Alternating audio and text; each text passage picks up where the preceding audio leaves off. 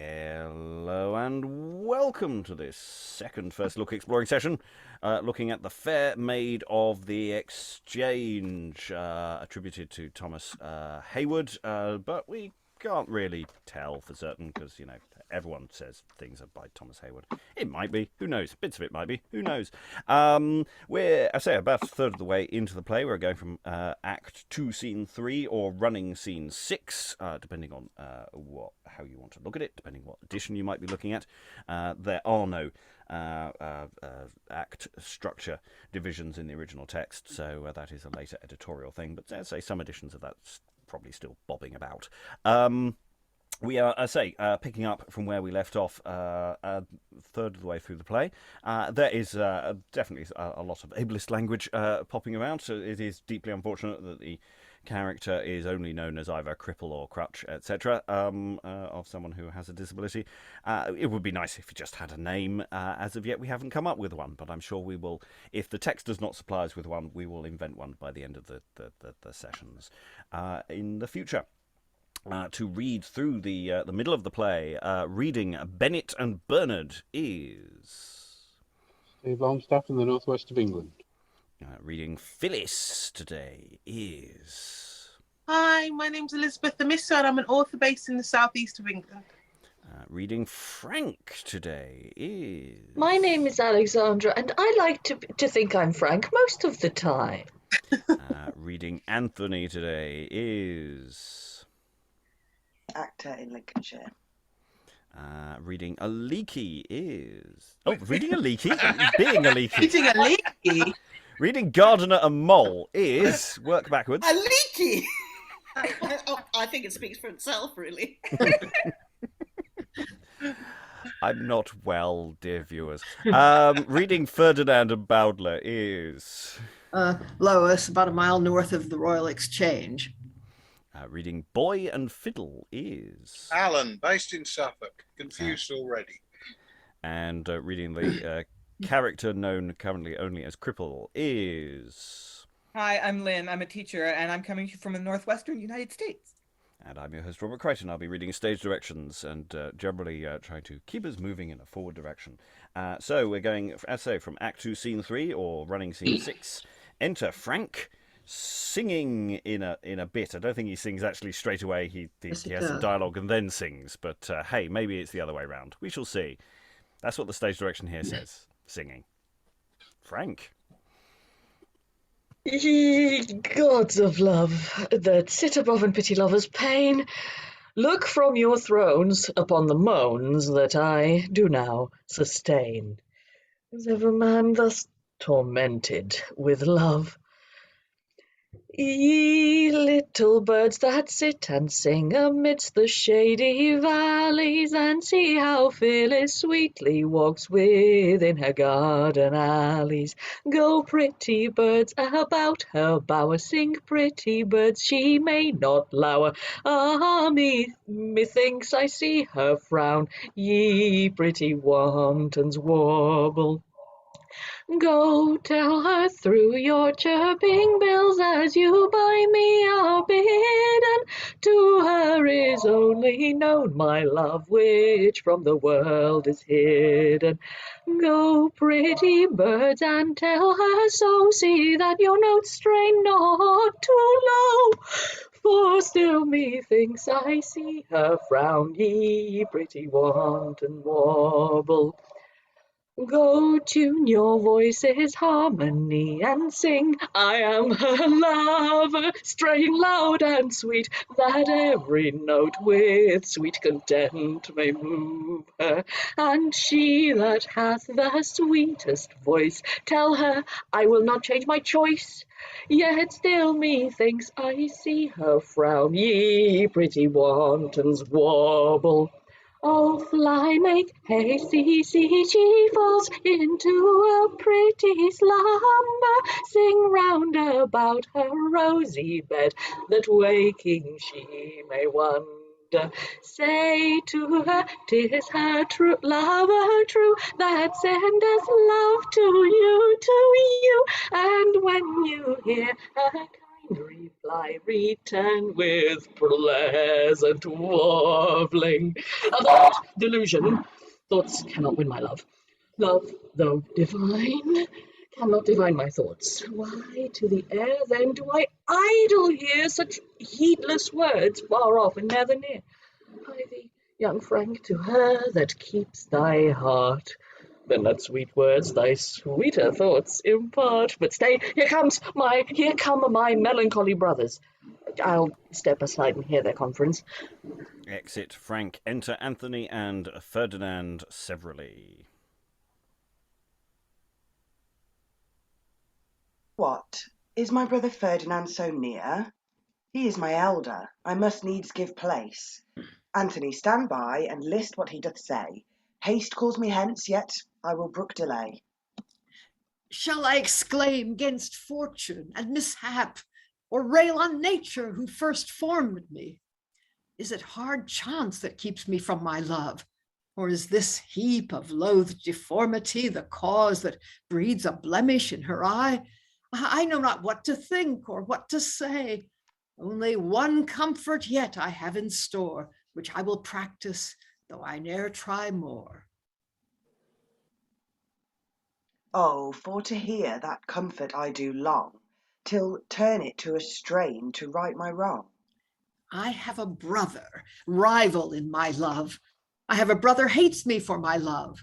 I have a brother vows to win my love. That brother too, he hath incensed my love to gain the beauty of my dearest love. What hope remains then to enjoy my love? I am that brother, rival in his love. I am that brother hates him for his love.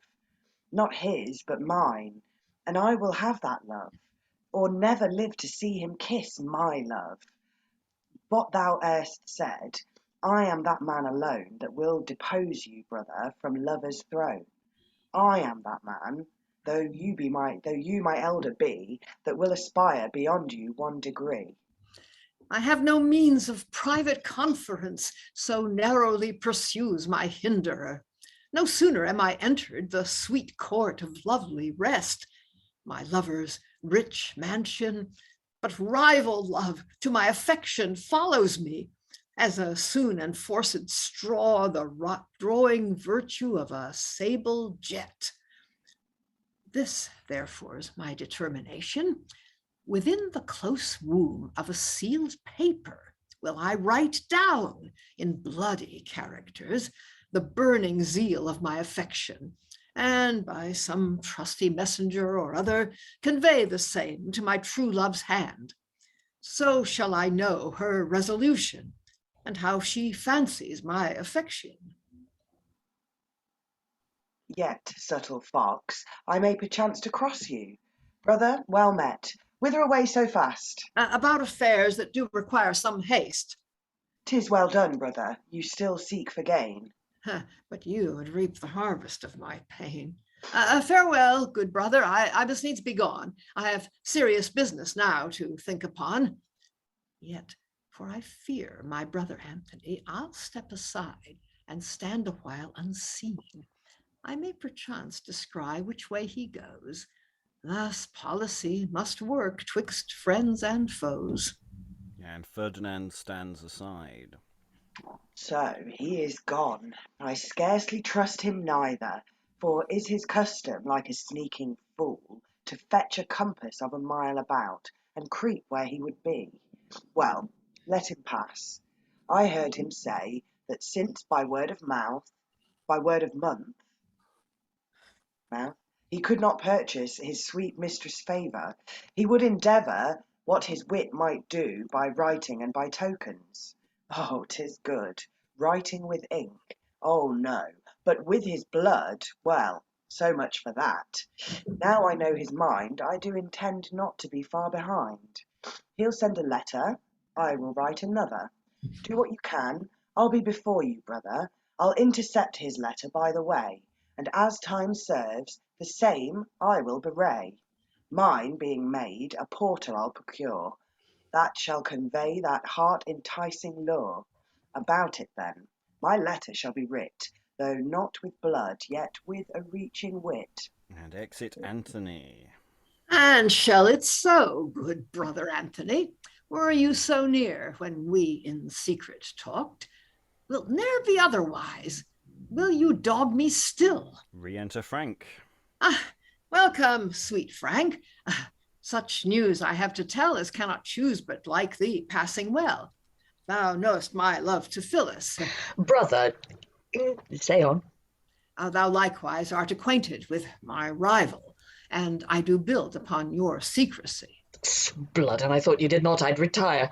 Brother, you know I love you as my life. I dare profess as much, and thereupon bold to crave thy furtherance in a thing concerns me much. Out with it, brother. If I shrink back, repose trust in some other. Then thus it is. My brother, all in haste, is gone to write a letter to my love, and thinks thereby to cross me in my suit, sending it by a porter to her hand. If ever, therefore, thou wilt help thy brother, help me in this, who seeks help from no other. By the red lip of that dainty saint, I'll aid thee all I may. It is enough. Then, brother, I'll provide a porter's habit, like in every point. Will you but so much humble your estate to put yourself in that so base attire, and like so mean a person, wait his coming about his door, which will not be or long. Thou shalt forever bind me to thy love. Brother, 'tis a base task by this light, but to procure a further force of love, I'll do it, if faith I will, sweet Ferdinand. About it then provide thee some disguise, but see you stay not long in any wise. Here shall you find me. Go, dispatch. Oh, for this I'll love thee everlastingly. Exit Ferdinand. Meantime I'll cross your love, and if I can. Here's no villainy betwixt us three brothers.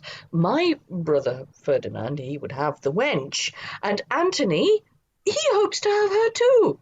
Then what may I, faith, hope well as they do? Neither of them know that I love the maid, yet by this hand I am half mad for love. I know not well what love is, but 'tis sure I'll die if I have her not. Therefore, good brothers mine, beguile you one another, till you be both gulled by your younger brother. Re-enter Ferdinand. Here is a porter's habit. On with it, brother. Your hand, then, brother, for to put it on. So, now 'tis well. Come, brother, what's my task? This first, that thou make haste to Anthony, ask for a burden, and thou shalt be sure to have his letter to my dear love Phillis. Deliver it not, but keep it to thyself, till thou hast given this paper to her hands, whose lines do intimate my chaste desires. This is the sum of all. Good Frank, make haste. Love burns in me, and I in love do waste. And exit Ferdinand. Waste still, but let me in my love increase. Now would not all the world take me for a porter? How strangely am I metamorphosed! And yet I need not be ashamed, neither. Jove, when his lovescapes he attempted, ever transformed himself, yet ever sped in love. Why may not I then in this strange disguise? This habit may prove mighty in lovers' powers, as beast or bird or bull, swan or golden shower. Re-enter Anthony. Within the centre of this paper square have I wrote down in bloody characters a pretty posy of a wounded heart, such as lovers force.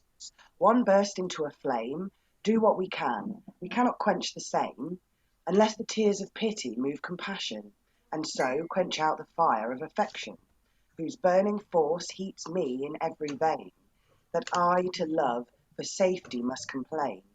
This is my orator, whose dulcet tongue must plead my love to beauteous Phillis. Now for a trusty messenger to be employed herein, betwixt my love and me, and in good time I see a porter nigh. Come hither, fellow, I dwellest thou hereabout? Sir, my abiding is not far from hence, and Trusty John men call me by my name. Canst thou be trusty then, in secret too, being employed in weighty business? Sir, I was never yet disproved in either. I think this is Anthony. Not This is Anthony, yes. Then mark me well. In Cornhill by the Exchange dwells an old merchant. Flower they call his name. He hath one only daughter, to whose hands, if thou conveniently can give this letter, I'll pay thee well, make thee the happiest porter that ever undertook such business.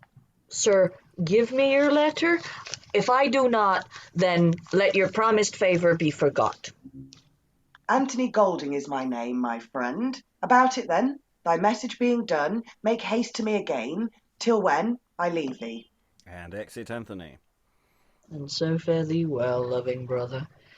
It had been better thou hadst sent some other. Let me consider what is best be done. Shall I deliver his letter? No. Shall I convey it to my rival brother? Not so. Shall I tear the same? No, not for a million. What shall I then do? Marry, like a kind brother, open the book, see what is written there. If not but love, in love have thou a share. Brother, by your leave, I hope you'll not deny but that I love you. God bless my eyesight. A sonnet 'tis. In verse now, on my life.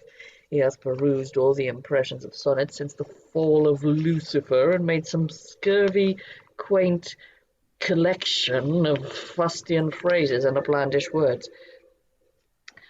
Fair glory of virtue thy enamorate pleads loyally in pure affection, whose passion, love, do thou exonerate, and he shall live by thy protection. Nor from thy love shall he once derogate, for any soul under this horizon. Yield thou to love, and I will fail in neither, so love and truth shall always live together. Yours devoted, Anthony Golding. Before God, excellent good poetry. Blood. What means he by this line? For any soul under this horizon. No matter what his meaning, mean what he will, I mean his meaning shall not be delivered. But for my other trust, my other letter that shall come shortly too, of fair Phillis's hands, there is a cripple dwelling here at hand, that's very well acquainted with the maid, and for I once did rescue them from thieves, swore if he lived he would requite that kindness. To him I will for counsel. He shall be my tutor by his wit and policy. And exit Frank. And suddenly all those little questions and issues we had about the first third of the play sort of all slot into place and make past versions of ourselves look a little bit silly. Because we were talking about, oh, well, do we really need three brothers? Actually, yes, you do. Otherwise, the scene doesn't work at all. And this is a really nice scene. I really like this scene. It is a very nice unit of its own right. I mean, it's very detachable as an exercise, actually. And we've got a song, we've got people sort of gulling each other, we've got disguising. I don't know who had disguising on their early modern bingo card today, but it was just a little minor soupçon of that. And also we have a reference to the fight that happened at the beginning of the play. So that is actually dramatically necessary for the overall structure of what's going on. So that's all sort of fitting together a bit. It still doesn't quite make sense of some of the earlier interactions where it felt like people were just ignoring stuff, but maybe in practice we can make that stuff work. Thoughts from the room about this scene? I enjoyed it very much. I thought there was a lot of good stuff in there, a lot of stuff to play. I think Frank's coming along nicely. I still don't know if I have a clue who Ferdinand or Anthony really are, but do I really care? No. Lois? Yeah, it's also very rhetorical. I mean, they're quite elaborate rhetorical figures, this repetition of lines. And I forget what that thing is called, where you use the same word at the end of every line and the same bit at the beginning of every line. But anyway, that you've got the lot, really, as well as all these bits in rhyme. And then you've got Frank acting as a literary critic, too, on top of that. Yeah. Lynn. Yeah, I was just yeah, you said what I was thinking. It's like, oh yeah, you need all three brothers anyway. All right. I still would like to sort of rationalize the Frank problem, because he's the first person who meets Phillis, but the last one to fall in love with her, which is kind of weird. So I don't know, in an adaptation, I might manipulate that somehow, but I would need to give it some thought. I need a spreadsheet. Yeah, I think it is a little long. Basically, it's a great set piece, but I think it needs some surgical cutting, because it might get a little tedious. But yeah, but what a fun sequence. Aliki. Yeah, it's a fairy tale, isn't it? In which the two brothers set out to do a thing and they're not terribly good at it, but the youngest brother is cleverest and he's going to win. Yeah, the magic three. Some of the description I do like, Frank, because Frank's really struggling with this whole emotion thing. I mean, he feels like Spock to me at times. I know not well what love is, but sure, I'll die if I have her not. It's like going within a line. You've gone. That's sort of possibly where you're going with the whole what love could be here, in its most extreme iteration. So yeah, I'm fascinated by some of the flips that Frank is doing, and there's a lot of work this play is doing with what Frank's sort of backflips in terms of his emotions are doing, from someone who was very distanced at the beginning. Other thoughts, Alexandra? You looks like you're thinking about thinking. I don't know if you are thinking. I did have my hand up, and I just sort of sauntered vaguely downwards.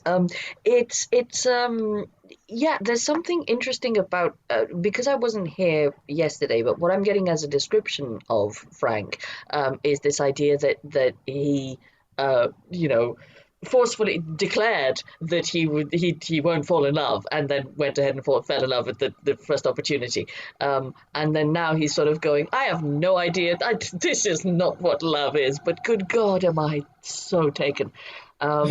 So I wonder whether I think it's definitely intentional for comedy's sake. I wonder whether it could be played in a way that makes it, if you play it seriously, to make it endearing, so that he's he genuinely has never felt these things before, and thought they didn't exist, as is the case for many people, and then they happen to him, and suddenly it's like this has never happened to anyone else in the history of the universe ever.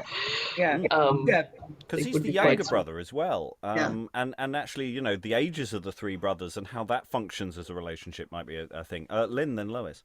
Yeah, that's so nice, Alexandra. I think the right actor could really just charm the socks off of an audience with this arc. And yeah, it's actually very common in early modern love discourse to say no one has ever loved anyone as much as I am in love. That's like you see that no one's ever felt this way before, kind of, and that's our subjective experience often. So yeah, the problem is more like giving Anthony and Ferdinand some life. But yeah, the younger brother trope that's from fairy tales, the three, the magic three, the two stepsisters and Cinderella, whatever. So there is a kind of a fairy tale thing going on here, and that recognizability is actually it's very pleasurable for an audience. So yeah, there's just some really great stuff going on here.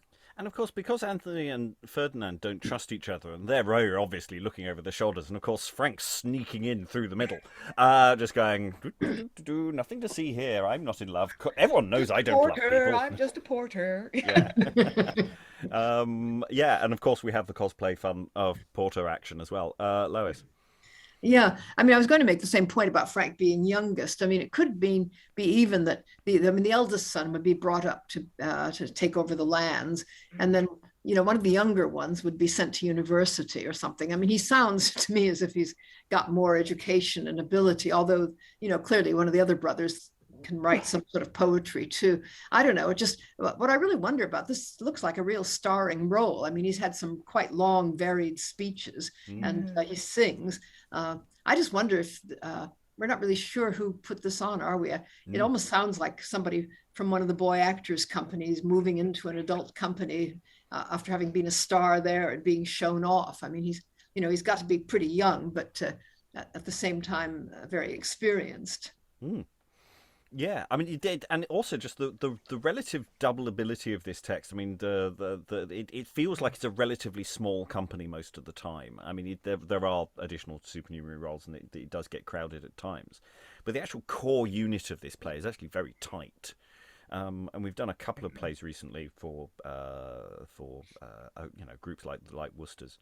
Where touring is perhaps more of a thing, so maybe that's part of the dynamic as well. But we have no idea who actually staged this one. We don't know what company it's for. Lynn. Yeah, even though we can't go back that far. Even today in the U.S. anyway, regional theaters have their ingenue and their male ingenue, the people that always play the leads, the romantic, the romantic or the starring parts, and that person may hang around for up to 5 seasons, and then they age out or they move on or whatever. But I wouldn't be at all surprised if that was true even 400 years ago. There's the lead, that's the actor that your audience expects to see in that part, and writers who know companies kind of write with that in mind. Yeah, and Frank is that part. Okay, well, the last thing to mention, of course, before we go on, is, of course, he's mentioned that he's going to call in a bit of a debt from the cripple that he encountered in the first scene. Who, I mean, he claims that he sort of rescued them from thieves. He sort of did. He also did sort of start hitting the cripple at the same time. It was a slightly more awkward social encounter than he's possibly portraying here.